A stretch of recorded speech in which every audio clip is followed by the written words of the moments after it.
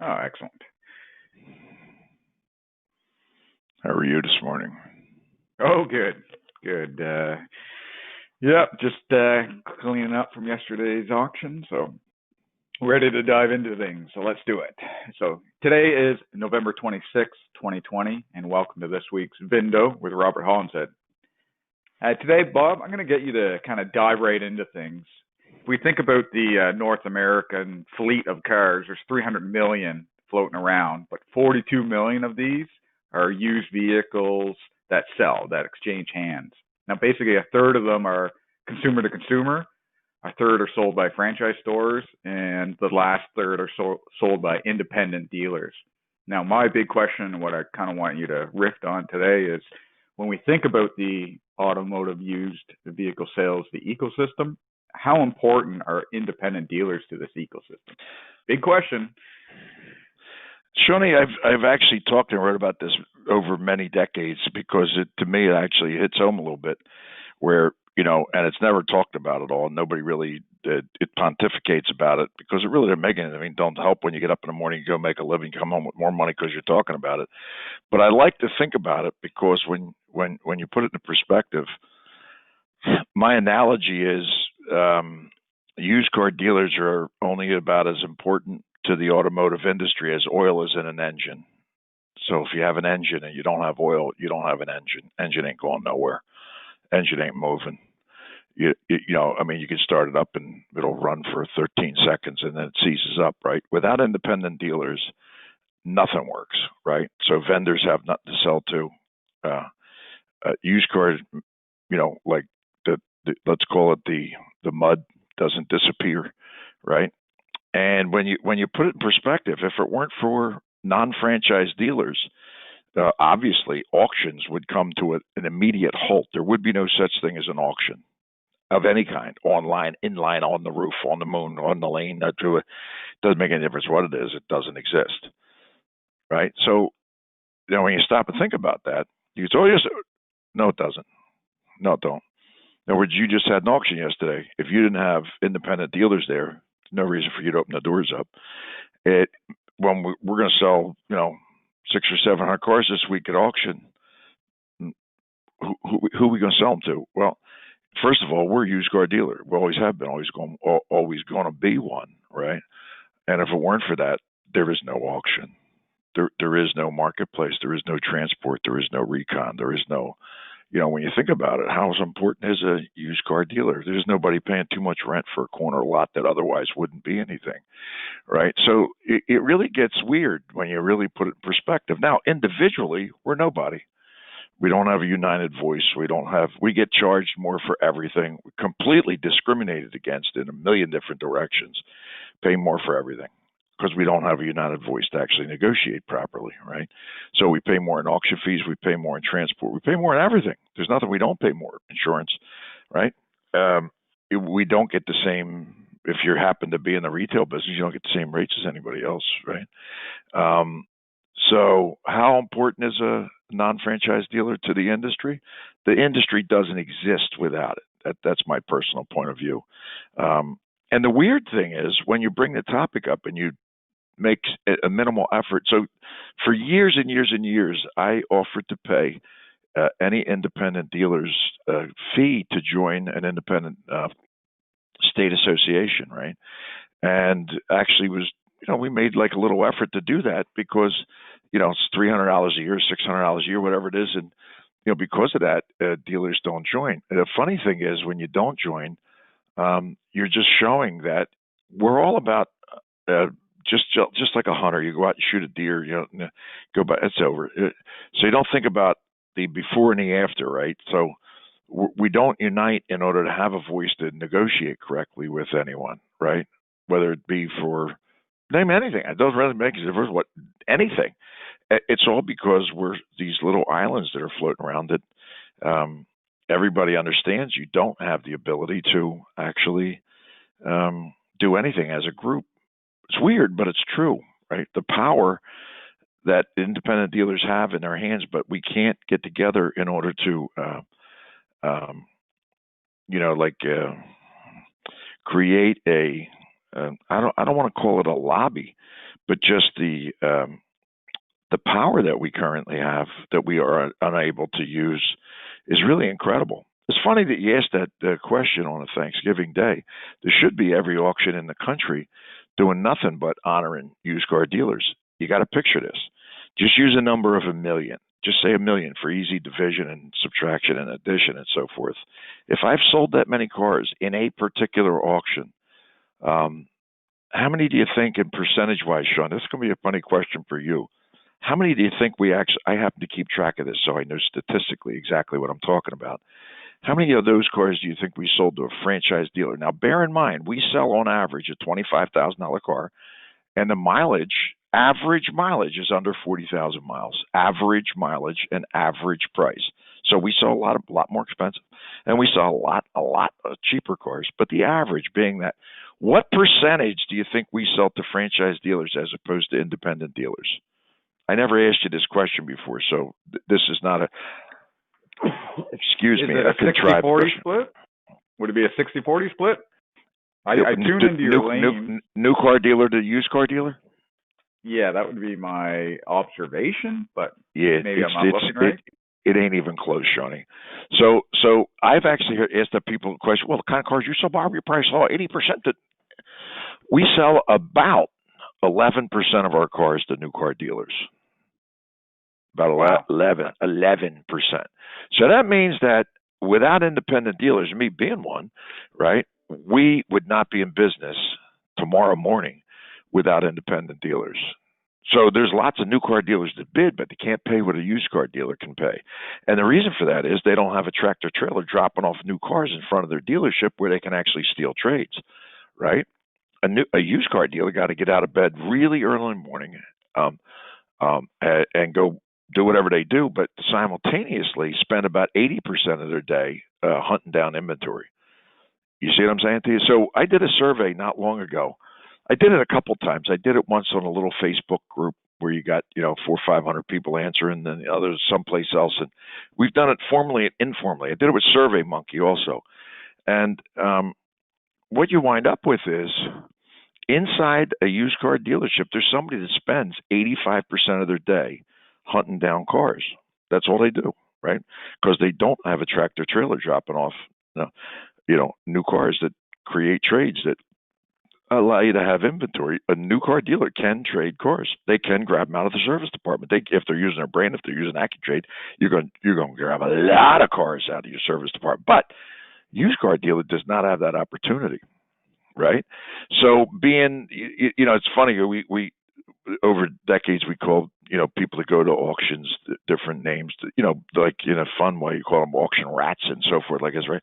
But it really is similar to being a rat, right? You got to get up early when people ain't watching. You got to look around. You got to find an edge. You got to figure out what your edge is, and you got to play the angles. Why is that? Because the used car dealer pays more in fees. They pay. They honestly, I think they get a lot less respect when it comes to arbitration. I think there's lots of things that it systemically discriminates against these little people like me and you and other used car dealers that don't have a united voice to actually say, like Popeye would say, I could stand and I ain't standing no more.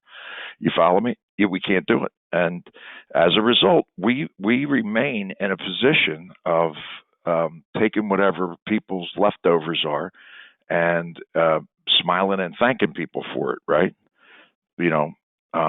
It's weird, but it's really true. The only reason I'm thinking is kind of like might be a good topic for in the U.S. people on Thanksgiving.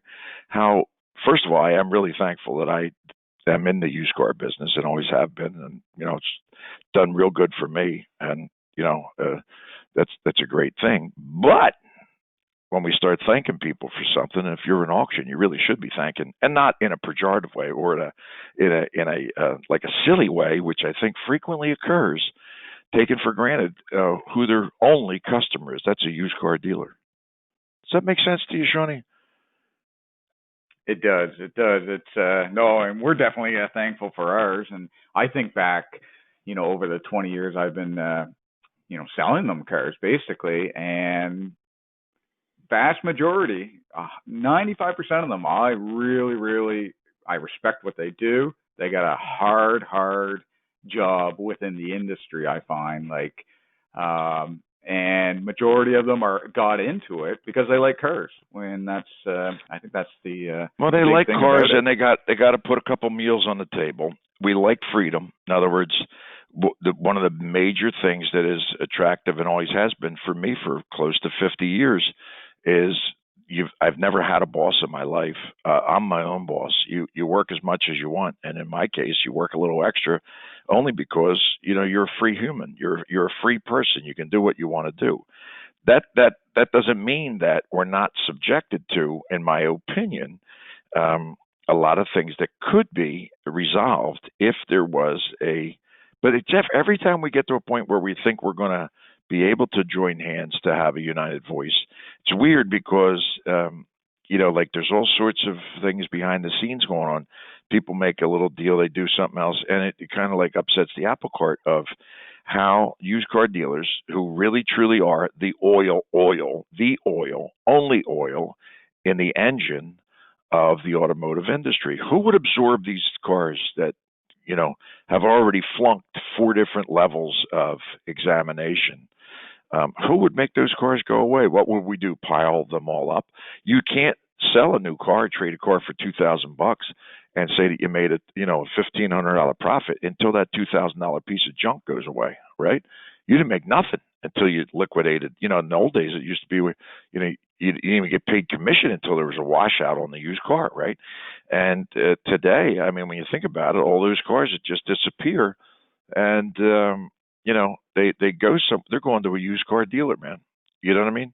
And without that, there is no liquidity, and therefore everything grinds to a halt. I don't picture new car dealers having the skill set that are necessary to do everything that a used car dealer does. It goes to the junkyard, gets the thing, puts the other thing, bends the other thing back, fixes it, welds it. In other words, all of these things that we do, sweat equity, let's call it, right, in order to enable a little daylight on the other side of that.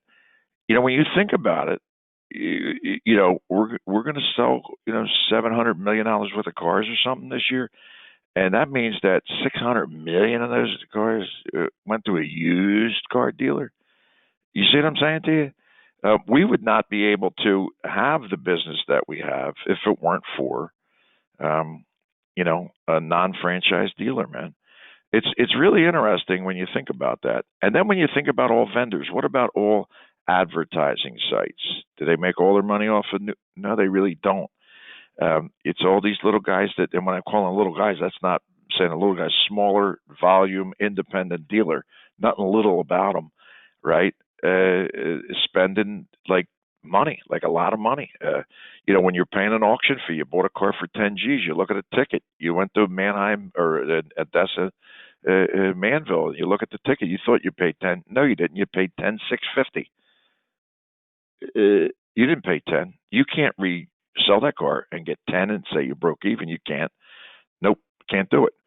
That means, that really is the lubrication of that stock ticker, KAR. And without it, they're not there. They don't exist, man. You follow me? It's no different than any other circumstance. The auction obviously is the glaring one, but when you really break it down, man, the used car dealer is the blood. Who has the worst reputation in the world from a professional standpoint? Lawyers definitely should. Politicians obviously should be below that. But used car dealers, though. And so when you're saying you got 90% to do the right thing, everybody would do the right thing if there wasn't like I would say the cards weren't stacked against the independent dealer. Everywhere you look, it's like the things are stacked up against, and that's the reason why I love a used car dealer, man.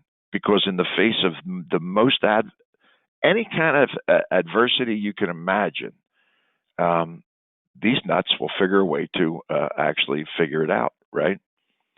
Without any assistance. With no assistance from anybody, to tell you the truth, because everything is basically stacked against you. It's kind of an interesting thing. Not that it means anything. Nobody's going to get a free cup of coffee because of it, right? But it's, to me, It's the most unsung, necessary profession. You know, you can say a dentist is necessary. They are. They're definitely necessary. You know what I mean? No question about it. Somebody else is too. A lawyer is too, right? But a used car dealer is just as necessary as any other profession that may require a higher degree of education or whatever. If anybody believes that a used car dealer doesn't have a high degree of education, even though they quit school in 10th grade, I don't think they understand who we are, especially if one's been surviving for a certain period of time. It's really interesting. Not that anybody cares to think about it, and it's probably a waste of everybody's time on Thanksgiving Thursday.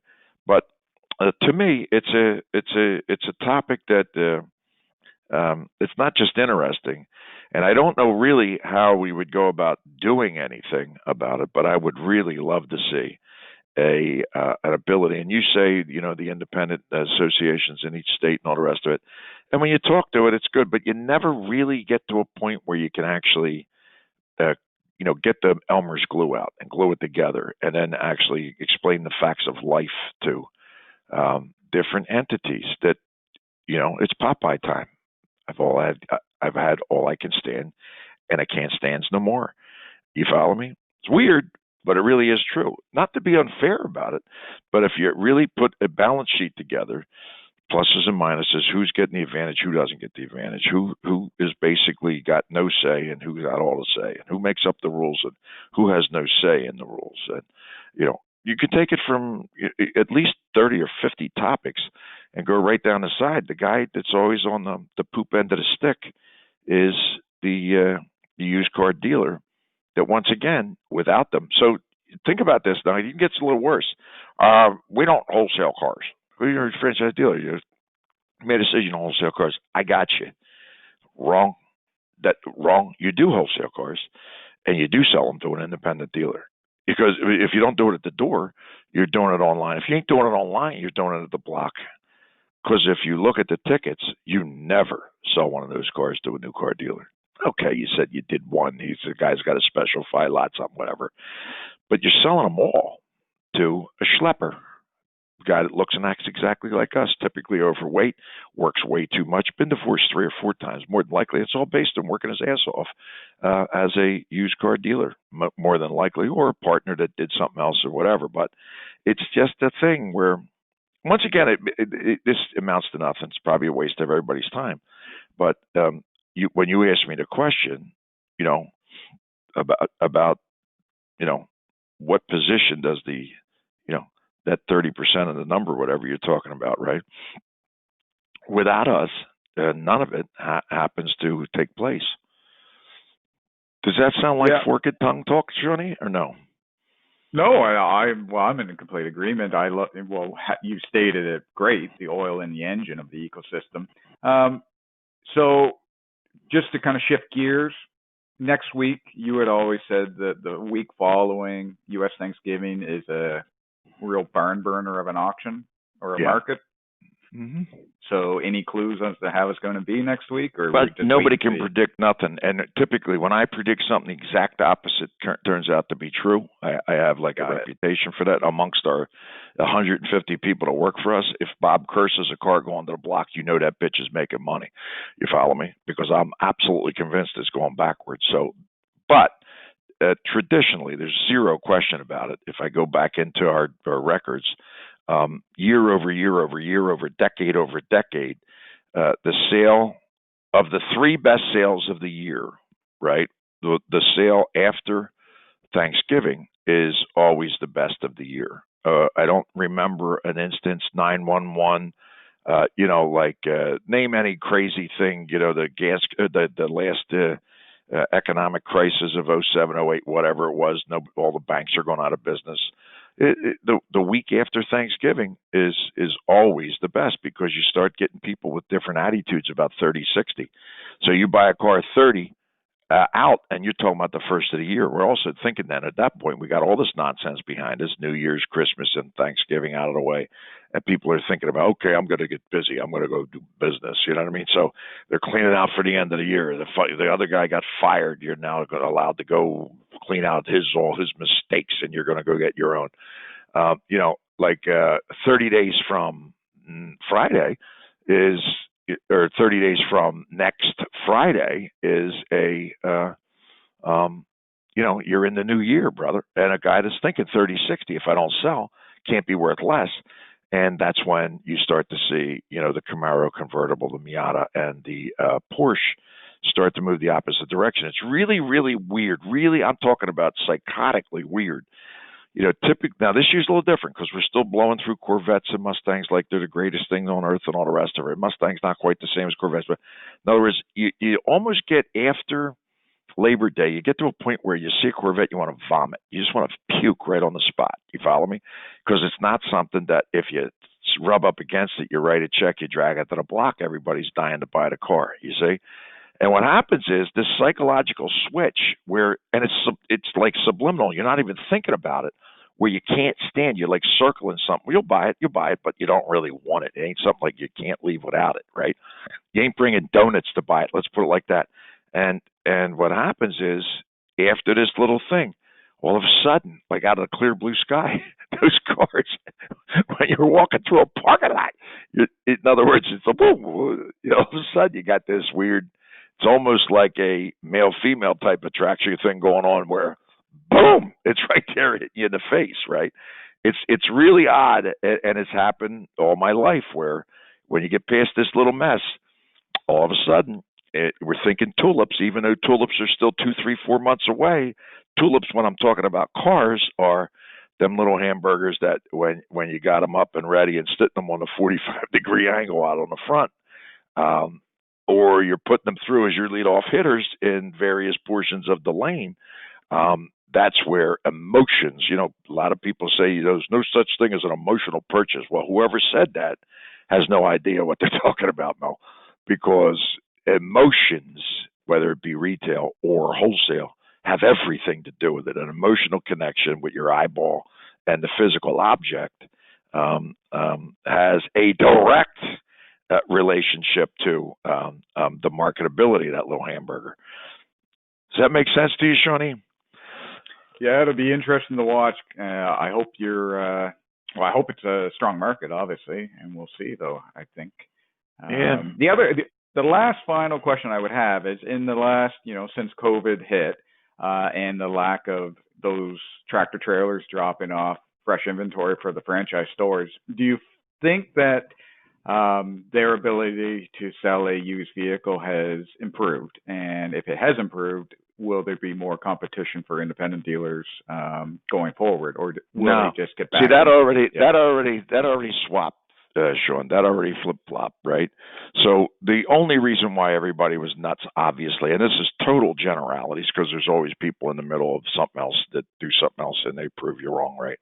But when we're talking about like bell curve type stuff, new car dealers didn't have new cars there. Therefore, they had to buy inventory. They couldn't sell empty blacktop and had to have cars, right? So that put the used car guy completely in a tither, right? And a lot of guys had to sit on the side because you really can't. You can't pay $4,000 more than the car's worth because if you don't sell it, you ain't got the volume or the capability of covering up that loss. You see what I'm saying to you?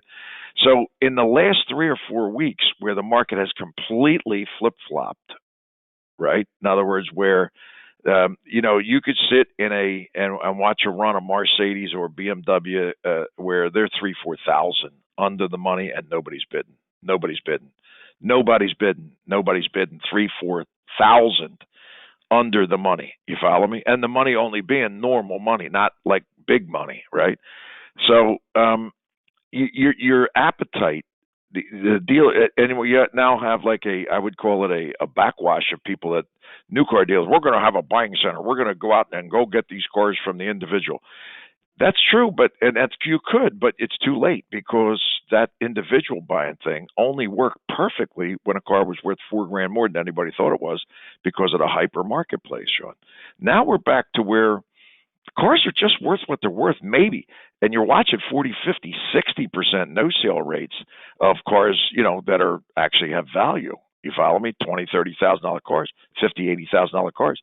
You're watching 15, 20% conversion rates. So it's not this take anything there, throw mud against the wall, and anything comes out. And, oh my God, it's tomatoes. It's beautiful. Not happening no longer. Therefore, I think right now an opportunity. I've had a bunch of guys just in the last couple of days, Bob, what do you think we should do? I said, well, here's what you do. You buy everything, you sell everything fast. That's what you do. And buy it where you definitely are able to sell the car, right? Because right now, in my estimation, this is the definition of a buyer's market. You can always point to, at a group of 50 cars, 3 cars just brought rocket money. Okay, what about all the rest of them? It's kind of like a gambler degenerate answer, right? Where guy wins once at the casino, he doesn't tell you about all the ones he lost on, and when you add all the wins and losses up, you come out, you're a loser. You follow me? So it's the same thing when you look at the prices. That car brought a lot of money. Everybody's taking snapshots of it. What about all the cars around it? You follow me? They ain't bringing nothing. So I think availability of cars is not. I don't picture that being the issue. I do picture what's an issue of too many cars that are in the middle of the bell curve, that are mud, and that nobody cares about because there's nothing emotional about them. That's definitely a major problem. It's an unbelievable problem with the volumes of off-lease cars that all look identical. They got identical miles. There's 8,000 of the same thing. And no, I definitely would not say that that's going to be something positive anytime, post anything. You know what I'm saying to you, Shawnee? The way this thing's shutting down, it's really getting a little weird. So far, there's no evidence that they're shutting down car dealers or auctions and so forth. But I'm just looking right now. You can't drive from one state to another. How's a tractor trailer going to do that?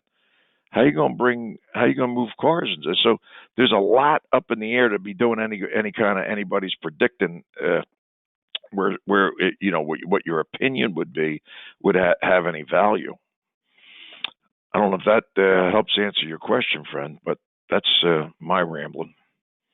That's great. That's great. And I think we can end it at there. Happy Thanksgiving, Bob. Enjoy your, I'm sure you're having a big meal, hope, today.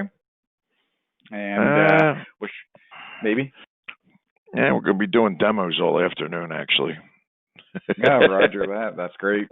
I think we got a few lined up here, too. So on that note, have a good week, everybody. Have a good Thanksgiving, everybody. Thank you. Have fun.